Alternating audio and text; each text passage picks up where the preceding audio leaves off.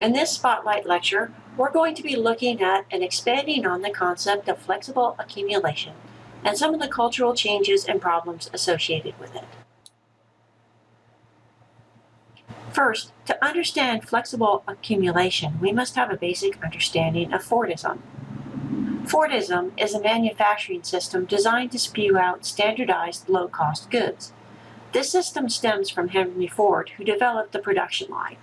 A positive aspect of Fordism is that it affords its workers a decent enough wage to buy the goods they make, and helps to maintain a strong middle class.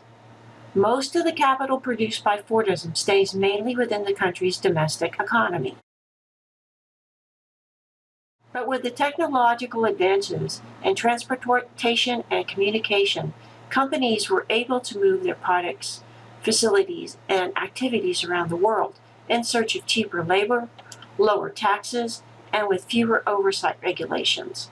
In short, with the development of flexible accumulation, corporations increasingly ship semi-finished goods to production plants in different countries and send finished goods to be sold in foreign markets.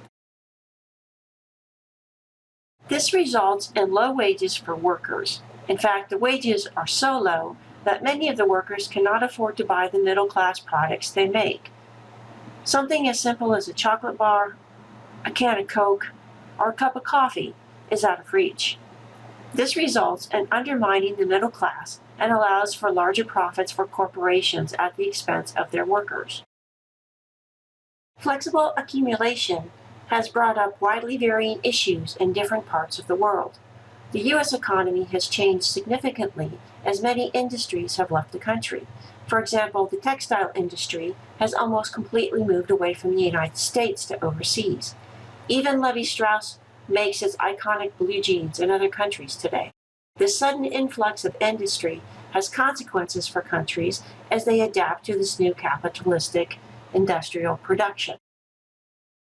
For example, rapidly built factories in Bangladesh have burned or collapsed due to questionable labor and construction practices, killing thousands of people. These events are reminiscent of similar occurrences in the United States during the Industrial Revolution of the early 1900s. One such event was the Triangle Shirtwaist Fire. The Triangle Shirtwaist Fire on March 25, 1911, was the deadliest workplace accident in New York City's history. A dropped match on the 8th floor of the Triangle Shirtwaist factory sparked a fire that killed 147 innocent people trapped inside. Administration workers on the 10th floor were notified of the fire and were evacuated safely. However, the women workers on the 8th floor were not notified and perished. Many of these women jumped to their death to escape the flames, a situation sadly reminiscent of the 9/11 tragedy. The landmark legislation that followed the Shirtwaist Fire gave New Yorkers the most comprehensive workplace safety laws in the country.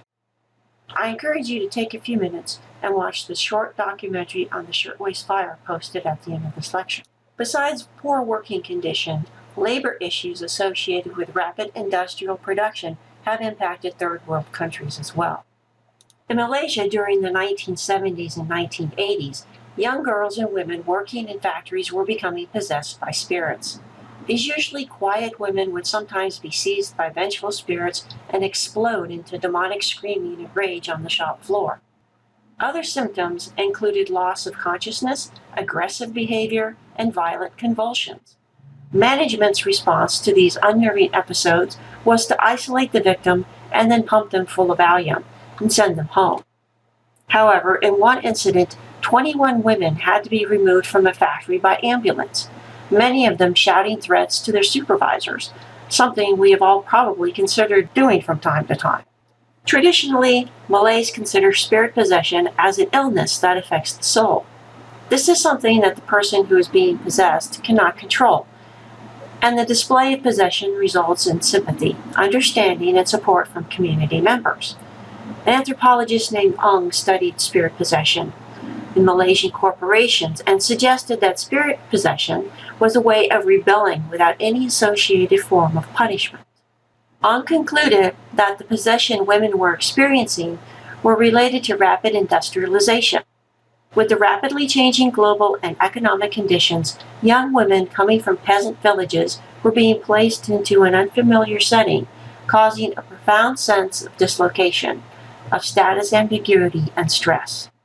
Possession was thought to be a way for women to protest harsh working conditions and the sexual harassment that they'd been experiencing. Being possessed was a way to relieve the tension and stress that the young women were suffering because they did not have a clear understanding of their place in this new social structure. In essence, it was a method of protest against oppressive working conditions and sexual harassment. So, what can be some of the other problems women face when they are suddenly compelled to enter the workforce? How does their status change? And what kind of effect can this change have on men's concept of women's traditional roles? In Juarez, Mexico, as an aspect of resistance to cultural change in women's roles and their loss of status brought about by globalization, Jessica Livingston examined the murders and disappearances of over 1,000 young women factory workers. Since 1993, murdered bodies of young women and girls have haunted Ciudad Juarez, a small town that lies across the Rio Grande from El Paso, Texas. These women have been brutally and systematically killed, tortured, sexually violated, mutilated, and dumped in desert gullies or vacant lots. These murders are the most extreme form of general violence against women. Although these deaths can be attributed to gang and drug violence and perhaps even to serial murder, the killings happen in a context of complex social, cultural, and economic conditions. The problem, in short, is the total disregard and respect for women's lives. Even the police failed to respond to the situation because they felt these women were of no importance. It has only been recently that the situation has been taken seriously. Why? Because these women had taken on non-traditional roles, responsibilities, and freedoms. The men in the community, not knowing how to adjust to this rapid change, reduced these women to mere objects. Killing them was a way to exercise a form of control. The women had lost their place in their society and the respect of the men in their community. Can you think of a time in American history where rapid change caused women to struggle with the identity issues that societies imposed upon them?